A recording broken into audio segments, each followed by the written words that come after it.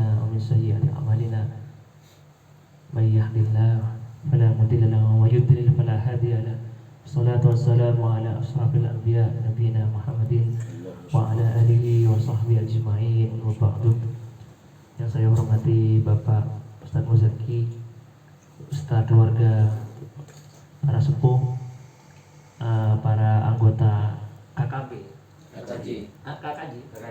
KKJ yang saya hormati. Alhamdulillah di malam hari ini kita bisa bermuajahah, bertemu.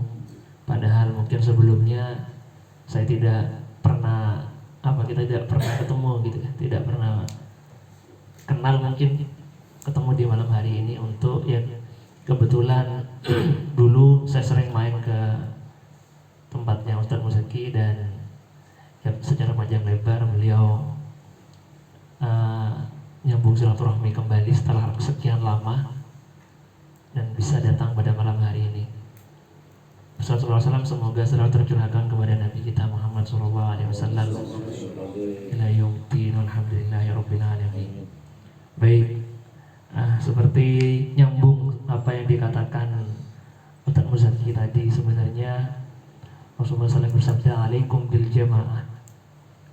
Jadi kita diharuskan untuk berjamaah. Sebelumnya saya mohon maaf karena di sini banyak yang lebih sepuh, lebih tua, bahkan saya menyampaikan sesuatu takutnya ya kurang pas.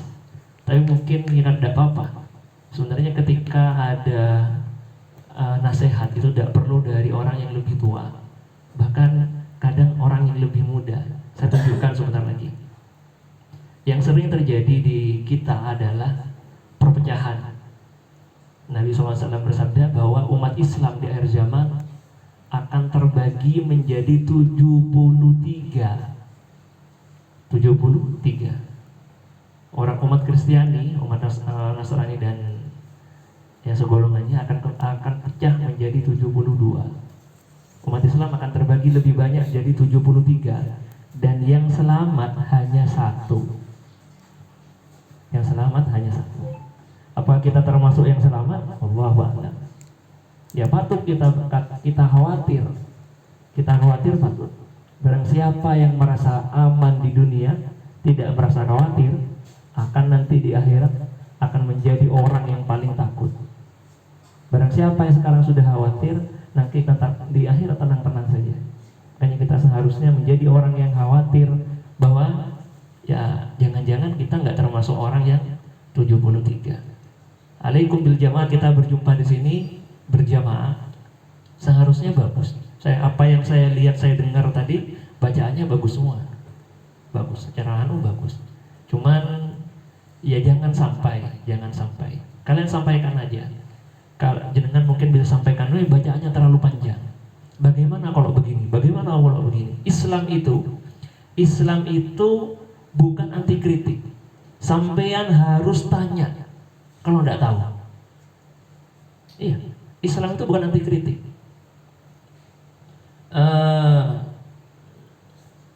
Harus tanya kalau tidak tahu. Fas'alu ahla dzikra in kuntum la ta'lamun. Dzikra di sini bukan hanya ahli zikir, tapi orang yang berilmu. Contoh saja, kalau jenengan tidak tahu mesin cuci, disambung kabelnya sembarangan, pasang, meledak. Pasang TV, ada IC-nya, ada ukurannya, ada rumusnya, ada diagramnya. Jadi tidak bisa seperti itu. Kalau jenengan misalnya Ustaz Muzaki, ini kok dibaca ini kenapa? Ini kok begini kenapa? Tanya. Allah itu tidak suka orang yang memutus tali silaturahmi. Kok begini kenapa? Kalau misalnya tidak cocok begini, kenapa kok begini? Tanya. Jadi jangan sampai ada unek-unek. Kalian jenengan nanti di sini ada sebagai saksi. Seandainya ada salah satu anggota KKJ misalnya sudah meninggal, wafat, akan ada temannya sebagai saksi. Syahidan alaikum. Jadi sebagai saksi, oh ternyata orang ini baik dulunya. Jenengan akan bantu nyolatkan dia, dan itu luar biasa. Bayangkan kalau silaturahminya putus gara-gara sesuatu hal yang nggak sesuai. Sama saya tadi, saya senang hadir selawatan. Saya senang. Tidak apa-apa, jangan putus silaturahmi hanya gara-gara sesuatu hal yang nggak cocok. Sampaikan kalau nggak cocok. Kalau jenengan ada kesibukan, tidak jadi masalah. Betul kata Ustaz Muzaki, kalau misalnya kita ada seperti apa kesibukan, tidak jadi masalah. Contoh, kenapa kok kita tidak boleh gini? Yang ramai sekarang perdebatan antara Wahabi dan Salafi atau Wahabi dan NU. Ya, mungkin jenengan di YouTube banyak, di TikTok banyak permasalahan tentang itu. Ini sebenarnya lucu. Kita berebut ini orang NU itu tahlilan. Tahlilan. Orang Wahabi udah ada tahlilan, itu udah ada isyaratnya. Gak ada jalurnya. Kenapa? Ini bid'ah. Karena ini itu betul. Kadang-kadang kita maksakan 7 sebelah mengundang 100 orang 7 hari. Kita nggak punya uang, ya apa ini? Tahlilan, jual sepedanya. Kita buat acara tahlilan sampai jual sepeda. Apakah harus seperti itu? Kita lari dulu, tujuannya apa?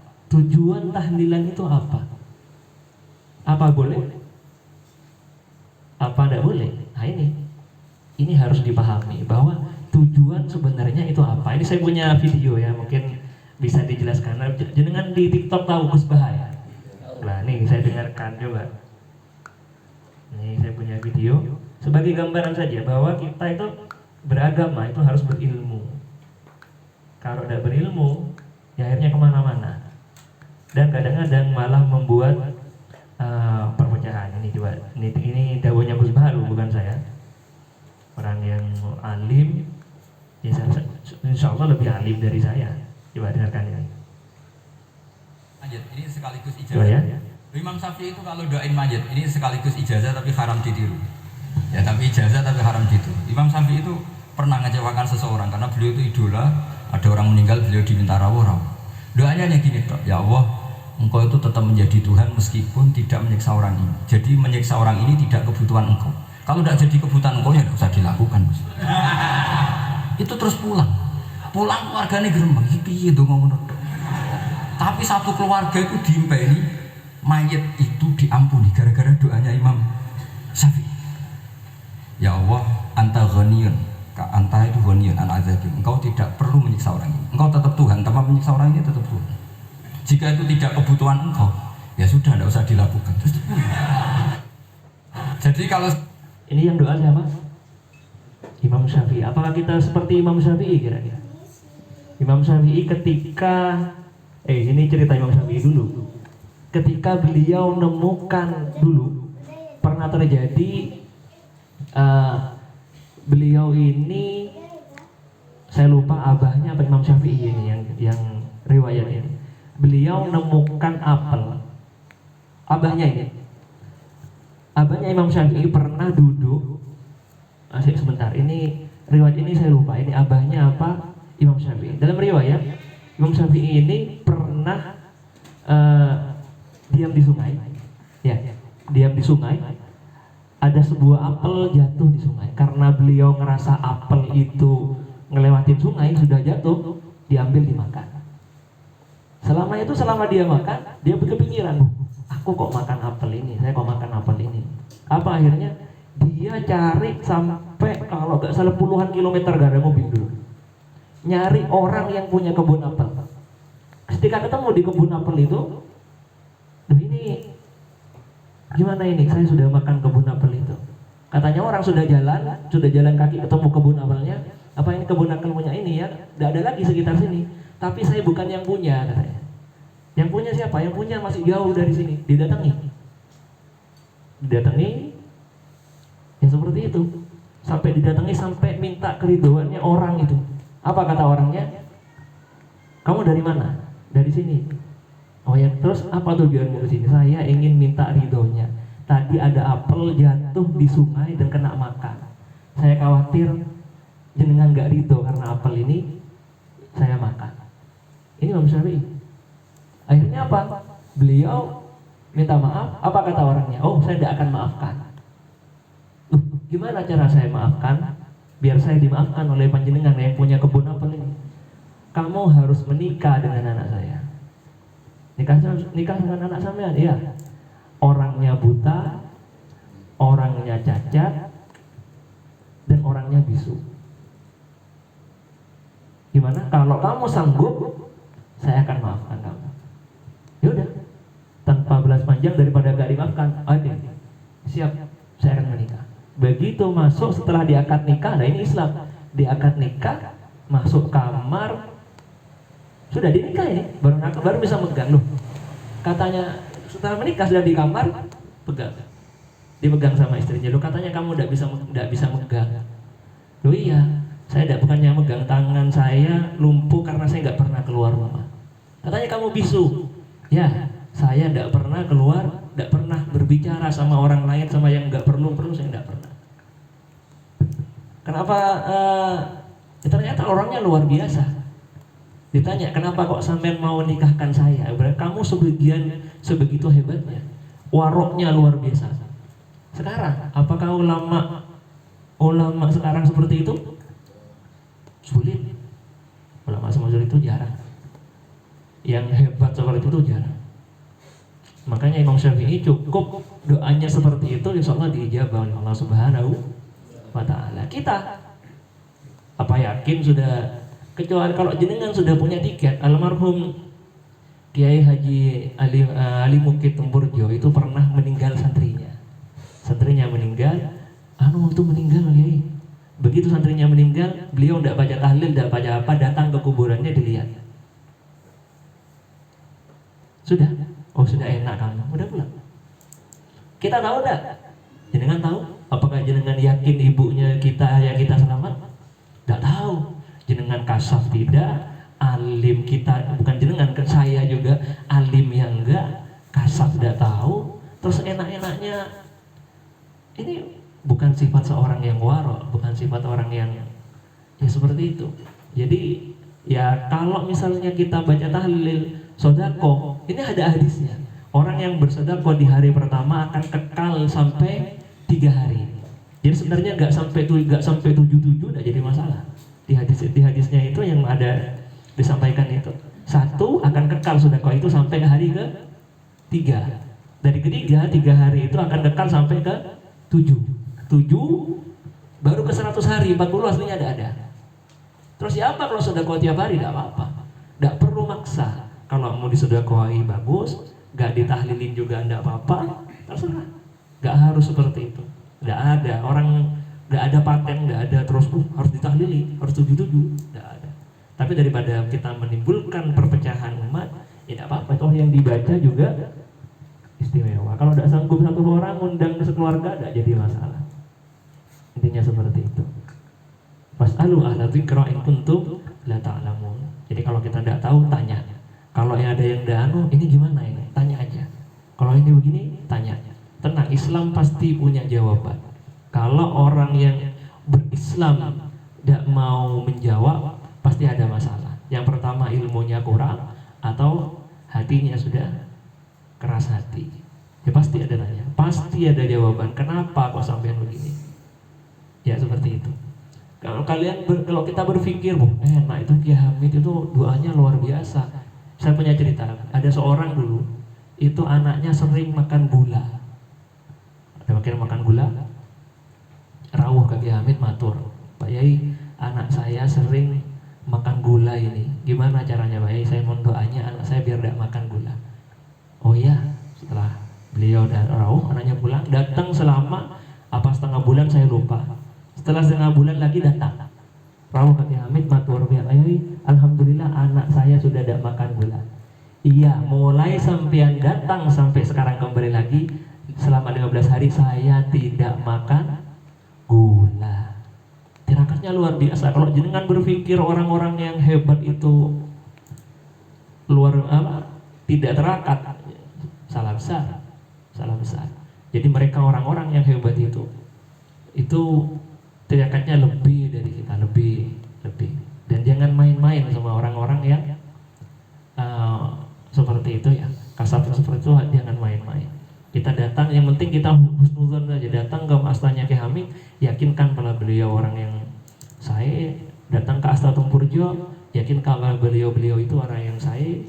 Kemana saja, ke Kiai As'ad, Sampul Arifin yang ada di sini betulnya yakinkan beliau-beliau orang yang saya, orang-orang yang hebat, waroknya luar biasa, tirakatnya luar biasa. Kita kalah jauh.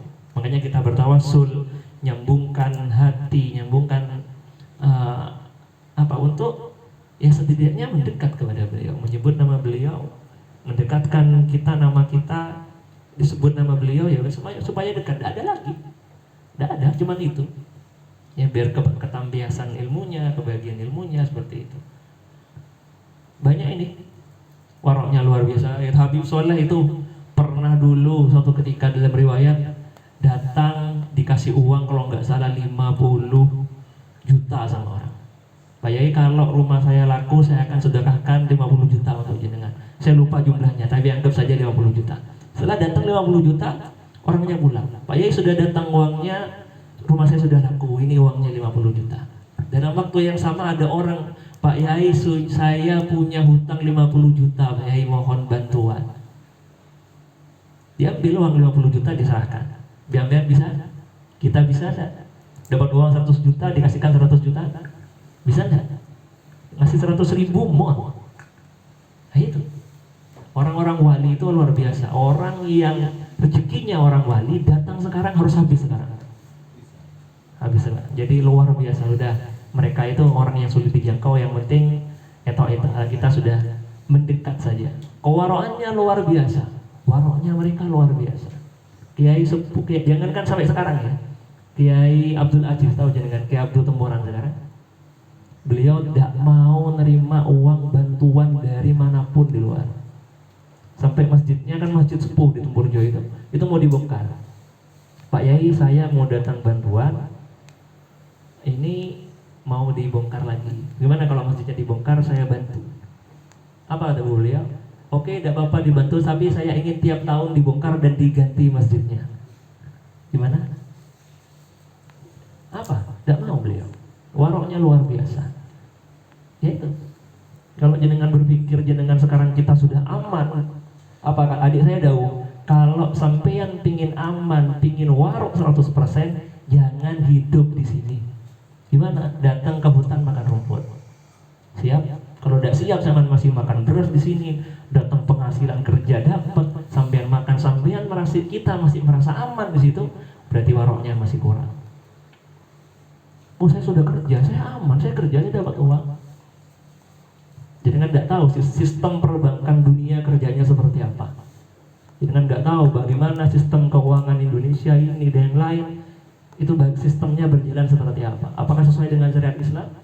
Dan kalian sudah menyetujui dengan itu? Apa kalian tenang-tenang aja dengan itu? Ya apa? Apa kita merasa aman dengan itu? Ya kalau kita merasa aman dengan itu ya gak usah kumpul. Tidak perlu baca sholawat, tidak perlu begini, tidak perlu ngerasa baca istighfar, tidak perlu. Berarti kita sudah merasa aman, tidak perlu.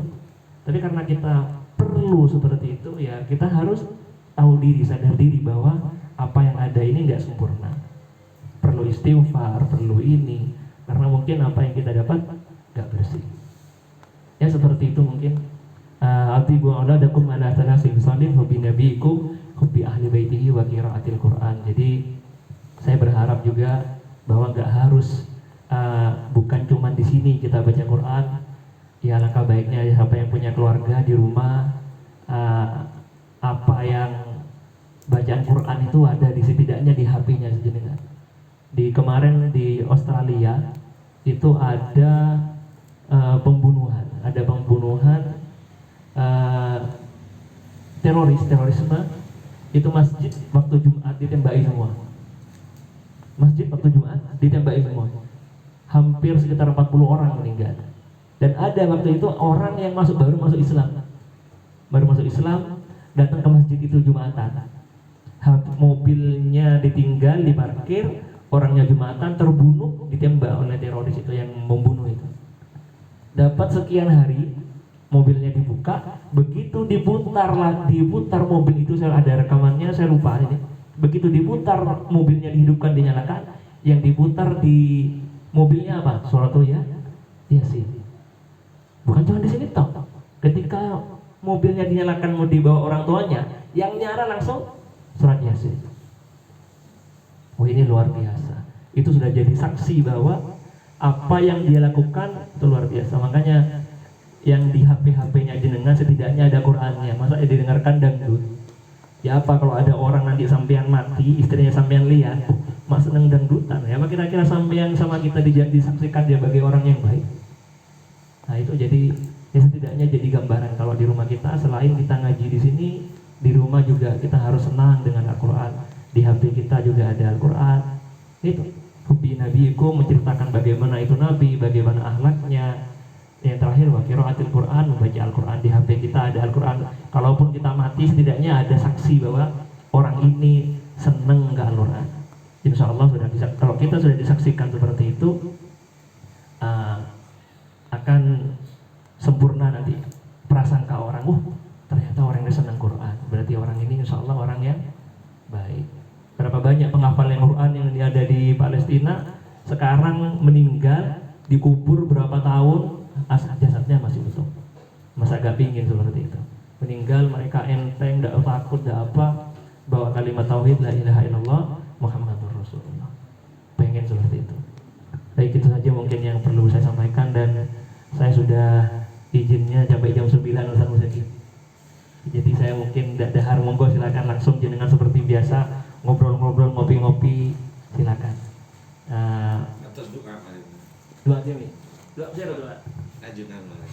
Oh baik, langsung doa saja. Yang mohon maaf mungkin saya tidak banyak hadis. Kalau ada pelajaran khusus hadis mungkin ada ponaan-ponaan saya ada yang sekolah hadis, hafal hadis ini sudah sekian juz, ada yang mondok Sidogiri, ada yang hafal Quran, ponaan-ponaan saya sudah hafal Quran, tapi pamannya nggak hafal Quran. Pamannya ada hafal Quran, tapi seneng setidaknya di HP itu harus ada bacaan-bacaan Quran. Kalau bisa, ya jangan bacaan Qurannya orang Indonesia. Saya senang bacaan Qurannya orang Arab. Kok bisa? Karena nggak cinta tanah air. Udah. Karena kalau jenengan, saya tanya, kalau jenengan mobilnya rusak, kira-kira onder dealnya kalau bisa make in Jepang atau make in Indonesia? Iya Jepang dong. Saya lebih ingin dekat ke yang asli daripada yang Indonesia. Kenapa? Al-Quran itu turun di Arab, yang paham bahasanya bahasa Arab. Ya saya ingin yang biasa bacakan bahasa orang Arab. Kiai Abba Kiai Mukhtar itu seneng kalau qiraatan yang dibaca itu Syekh Mahmud Al-Husari. Jadi qiraatannya bukan qiraat yang sekarang. Jadi qiraatnya orang yang luar biasa. Jadi sampai yang baca pun beliau ingin yang baca itu orang Arab. Saya seneng kalau bacaannya, karena mereka mengerti artinya, mengerti bacaannya luar biasa bagus, mahrajnya bagus.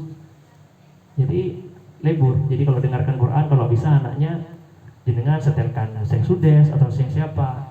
Saya seneng, saya banyak bacaan Quran yang bagus, bacaan-bacaannya ini. Ini saya punya videonya anak-anak ini. Ada anak-anak, coba betapa senengnya kalau kita punya anak seperti ini. Saya pengen anak saya seperti ini.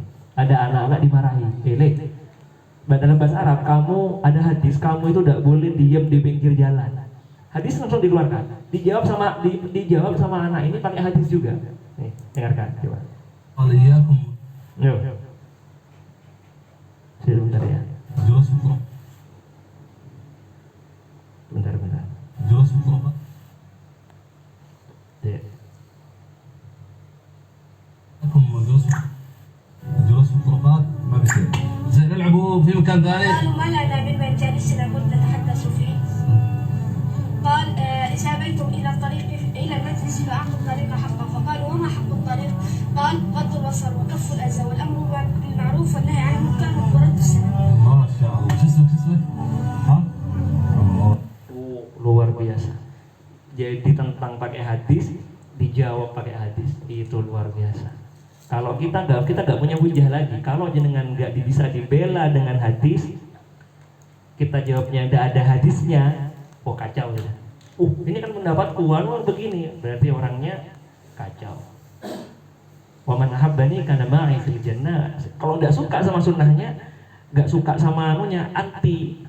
Saya nggak apa-apa kalau saya. Nah itu berarti kacau sudah. Percuma baca sholawat kalau masih anti sama hal-hal yang berbau sunnah. Jadi apa yang bau sunnah ya ikuti, kaku-kaku sedikit tidak jadi masalah, kan harus pelan-pelan kan gitu. Ya wabillahi taufiq wal hidayah. Assalamualaikum warahmatullahi wabarakatuh.